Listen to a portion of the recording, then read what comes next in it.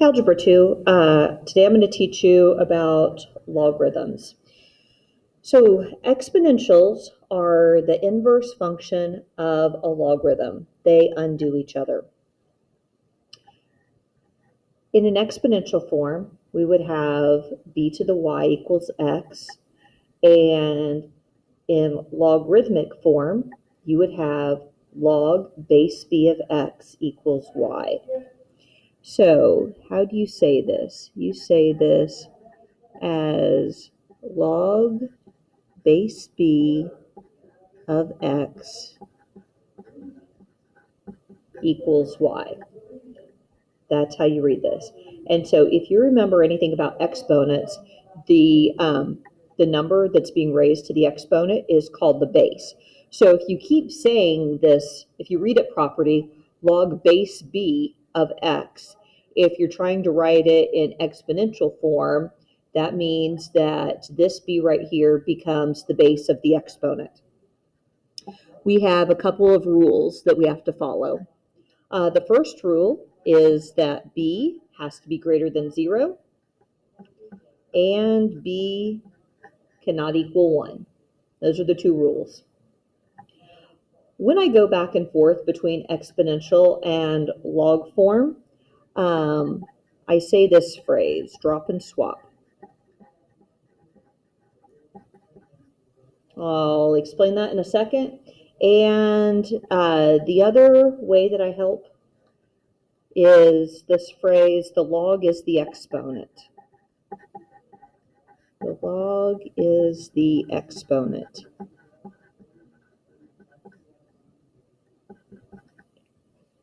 So if I want to write this logarithmic form into its equivalent exponential, let's start off by labeling. So this is log base b. So that means that 2 is my b. This big number 16 here, that's my x. And the 4 is my y. So when I go from log form to exponential form, I drop and swap. The 2 is always your base, and so that is what I am dropping. So I have 2, and then you swap means that your x and your y swap places. So this is 2 to the 4th equals 16. So that's how I go from log form to exponential form. In exponential form, it's kind of easy to tell if you did it correctly because you can just do these numbers in your head, or you can pop them into a calculator, and that is true. So this is log base 4, 1 is your x, and 0 is your y. So when I drop and swap, so my base is 4 to the 0 power equals 1. 4 to the 0, 1? Yep, that's a true statement. So this becomes 12 to the 1st equals 12. Yep, that's a true statement. And this becomes 1/4 to the negative 1 equals 4. Also a true statement. Let's go the other way. And it's up there, but I want it on the screen. So log base b of x equals y, and then b to the y equals x. So the 5 is my b, so that's my base, and then the 2 is my y, and then the 25 is your x. So when I rewrite this in log form, that's going to be log base 5, and then your x and y switch places, of 25 equals 2. And this is how I always double check myself. The log is the exponent. So that exponent is the answer to your log. All right, so you're my b, you're my y, you're my x. And when I drop and swap, this says log base 4 of 2 equals 1/2. That's my b, my y, my x. This says log base 4 of 1 over 64 is negative 3.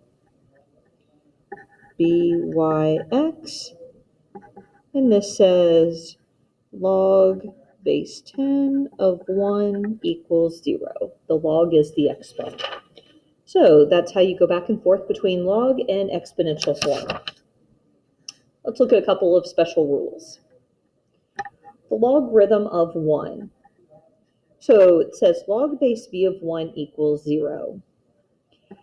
It's easiest if you put this in exponential form to help explain it. If you drop and swap, this says b to the 0 equals 1. And that's a true statement because anything raised to the 0 power equals 1.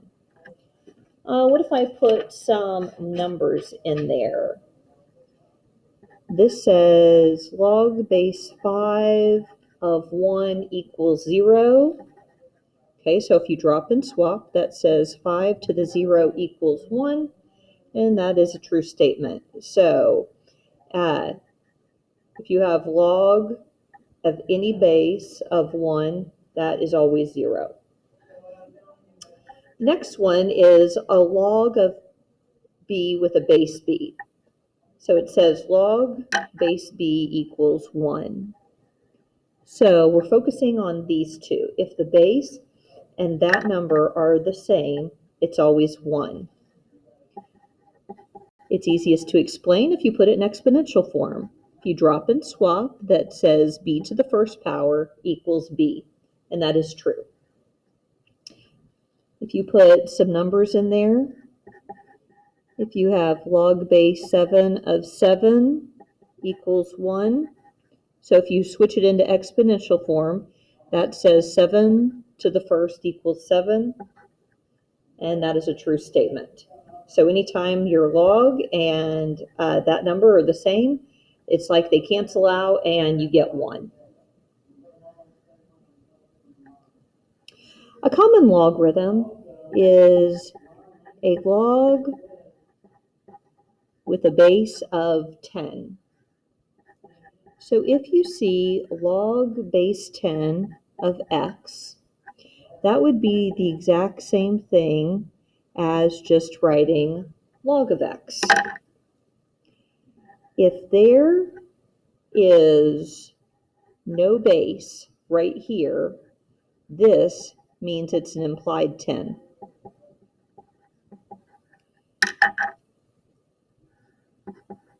So if we just have log of 100, that's the same thing as log base 10 of 100. And those arrows go both ways. So if there's no base, it's an implied 10. So let's put this together and learn how to evaluate. So if we want to evaluate log base 8 of 32, this is the one and only time that you are allowed to put a y in there. Your next step is this first bullet point, write in exponential form. So when I drop and swap, that is 8 to the y equals 32. Now we're going to write each side using a common base because that's what we did in section 7.2.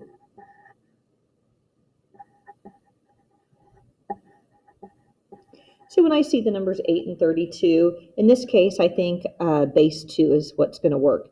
So 8 is the same thing as 2 to the third power. You already had this existing exponent of y, so when you have exponent to an exponent, you multiply them. And then 32 is the same thing as 2 to the fifth power. And then this is just the same as what we did in 7.2. If your bases are equal, then you drop them and you set your exponents equal to each other. So that means 3y equals 5. If I divide both sides by 3, y equals 5/3.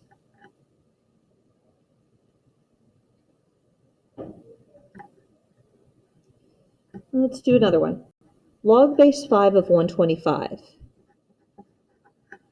Add in and equals y. Step 1, switch it to exponential form.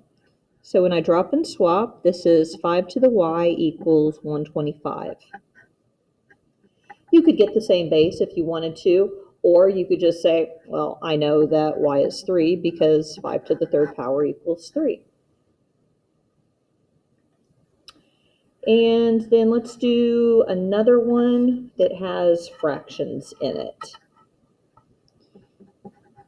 Add in and equals y. So when I switch it to exponential form, this is 64 to the y equals 1 over 32.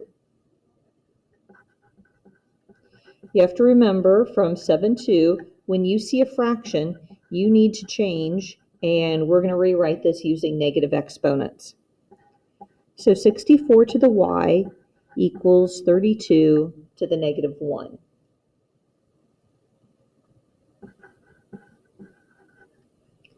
Next, we're going to work on getting the same base. So when I see 64 and 32, I think of 2.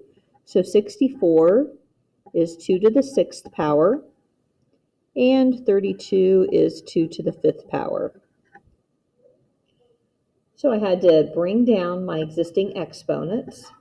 And you have to remember, when you have an exponent to an exponent, you multiply them. So 2 to the 6y equals 2 to the negative 5. My bases are equal, therefore my exponents are equal. And then I just need to divide, and y equals negative 5, 6. So that's how you do it by getting a common base. I'm going to show you a trick a little earlier than we usually do. So we have this change of base formula. Change of base formula says if you have log base b of a, that you can rewrite that as log of a divided by log of b. So you take the log of the big number there, and then whatever the base is, we have log base that. You'll notice that there's no base here. We traditionally use a base of 10 because that's what your calculator is set to.